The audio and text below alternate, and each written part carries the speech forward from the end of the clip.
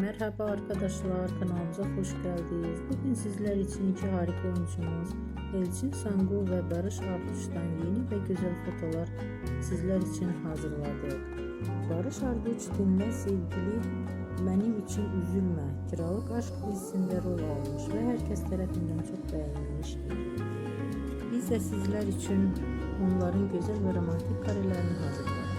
Bu videoların devamlı gelmesini istiyorsanız da kanalımıza